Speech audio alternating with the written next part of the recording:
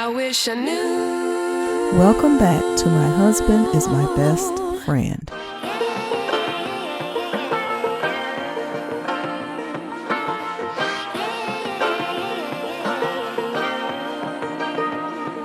Dr. Heavenly recaps her campaign run for Congress.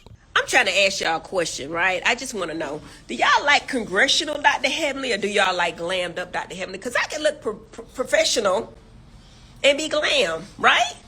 Do you think that's better or worse? Like, I was trying to go for the librarian kind of congressional Bob before, and now I'm the sophisticated, educated, well-spoken young lady, right? Which one y'all like the best? Y'all like the congressional person for Congress, or do y'all like the educated Dr. Heavenly that's glamorous, glammed up, right? And all it takes is a little hair and makeup. Anybody can look good, anybody. So don't compare anybody, because anybody with the right stylist, the right makeup artist, the right hairdresser, say hello hairdresser lady. Hello there. The right wig with the right picture lady. Hold on, right here. Right here. And I'm finna get them glasses. Where you get them on from? Spray band? Spray band. Is they the kind of record people? I'm recording. Oh, I'm not recording right now? No, you're not. I don't want you to record me, baby. I hate when people do that because I don't like to be recorded without me knowing it. Do it flash when it's recording? It do. Do it always flash. Because I know when I'm telling TV, they got a light, but they turn that light off. They turn that light off to make it look like you're not recording, but you really are. Which one y'all like? Y'all got some questions for Dr. Heavenly? I love y'all so much. Listen. Be sure to like, share, and subscribe. I love the fact that I could be anybody in this world I want to be, right? If I want to be the reality TV star, if I want to be the dentist and give out some beautiful teeth, if I want to run for Congress, damn it, I will. You know what I'm saying? If I want to do it, I'll do it again. Okay? And I loved every part of it. People kept telling me, Heavenly, you did so well. You did this, that, and the other. As if I was going to be upset.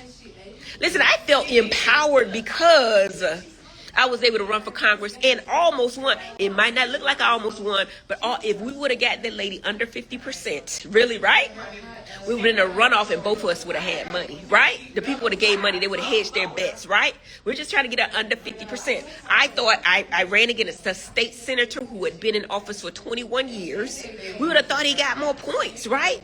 He didn't. Everton Blair did his thing. I really like him. He's a really stand-up guy. But my whole thing is, we did an amazing job.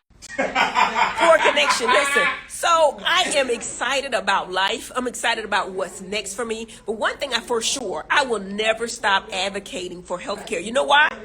Because it's personal for me. I never really leaned on what was going on in my life at the time. But the reason I wanted to change that healthcare bill is because personally, I know what it does to people. Medicaid and Medicare. Medicaid will not cover you if you're over 18 and you don't. They cover people who are low income, right?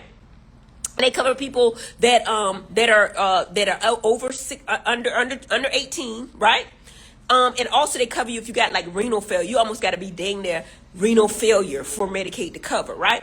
It's a gap there. It's a gap with so many people that cannot get Medicaid, but then they can get the ACA. They can get the benefits or the other insurances where they're actually in a marketplace with Aetna and the rest of those, Aetna, Blue Cross Blue Shield and the rest. But if they get the other ones, it's so expensive for the copay, for the premium, and for the prescription. That's why we gotta change something, because if people don't have health care, how can they live? I saw, not only during my campaign, not only through my husband, but in my office, people couldn't afford their health care. I'm going to be a health care advocate, and this whole campaign has started my campaign for health care. I could do all of this stuff without being in Congress, in my opinion. You know what I'm saying? I could do all of the things without being in Congress, but y'all paying attention now what's going on in this world. And I look at, I'm all for Keisha Lance Bottoms, right? I look at the guy, Rich Jackson, who actually paid, $120 billion for the primary? I just feel like that's a waste of freaking money. My whole thing is $120 million would have solved a lot of problems in District 13. We could have got the mental health crisis centers. We could have got all kind of programs for health care, dental health, mental health. That's all I wanted to do. And the people kept saying experience. You don't need experience. I done ran businesses before. All you have to do is vote the right way and get with the right people to bring the money and understand healthcare enough to bring the money back to the district. That's all you needed to do. And my whole thing was this. Maybe I should have came harder, but I think that I couldn't have because of my presentation on Married to Medicine. And maybe I should have hit Married to Medicine harder. Like I shouldn't have ran from the fact that I was on reality TV. But I was thinking like, okay, people already know that I don't know if I go in here and I talk too much. Is it a read or is it a debate? Because I couldn't decipher. Because if I'd have said the wrong thing, it would have been a read, right? But my whole thing is this. As an African-American woman, we want people in office that actually care about the people, right? And the whole purpose of doing this is to make sure that Keisha Lance Bottoms is in office, right? The reason we need Keisha, right, is because if y'all get a white, I'm gonna say white man, Rick Jackson, $120 million already spent, and he's already saying he's going to be Donald Trump's best friend. What does that mean? What does that mean? Donald Trump's best friend, but a Southern like Donald Trump. Y'all know this Georgia, it's a red state. I don't care what y'all say, this is still a red state. If y'all care about people, and my whole thing is this, and they kept making it about, Heavenly, why do you always make it about race? Why do you make it about race?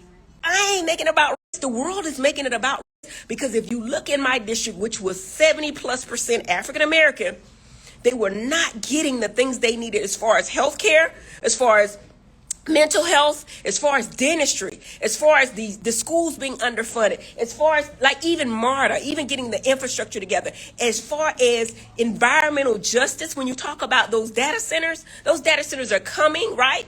And they have no regulation. They need the EPA to regulate those data centers. I could talk forever because I could get on it forever. But I'm trying to think, hindsight is always 2020. What could I have done better? I don't know, y'all. I did amazing. We did amazing to get 23,000 votes. All I needed was 6,000, 7,000 more votes. But I thought the other people, because we started out with 12 people in this race, I thought the other people would have got some votes. Damn. You know what I'm saying? Even the state senator, no, he didn't even get. I got to get all the damn votes. And then they throw in $4.2 million. And the interesting thing is this. And I'm going to say this and I'm going to end this live, right? $4.2 million. It used to be a time that big corporations and nonprofits could not put in an unlimited amount of money into these congressional races or any race. And it makes it not a free and fair election. You know why? Because if you can put up as much as money as you want to, it don't matter what I did. You can put in 10 million. You can put in 20 million. You can. You saw somebody put in $120 million. How can you fight that money? You have to have grassroots, but you got to have people behind you from the very beginning, right? And my whole thing is they did what they call Citizens United once Obama won, to keep people, to prevent, it was a Supreme Court ruling. Supreme Court, a lot of stuff ain't in Congress, is Supreme Court ruling that nonprofits and such can put as much money into these races as they want to, as much money.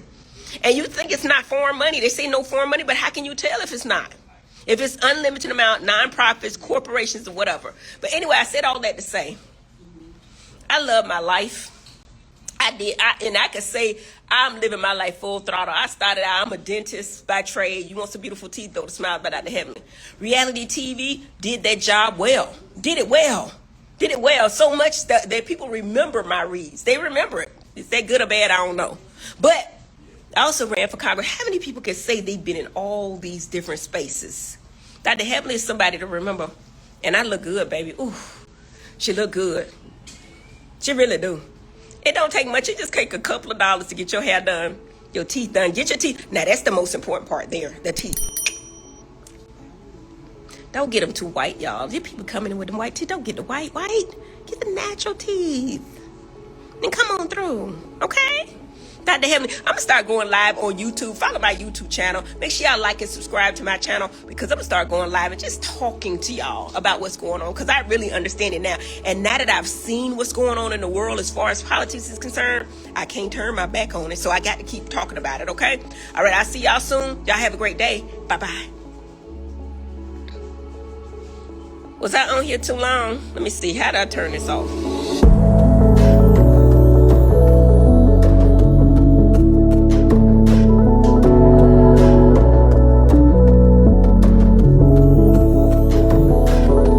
Thanks for tuning in to My Husband is My Best Friend.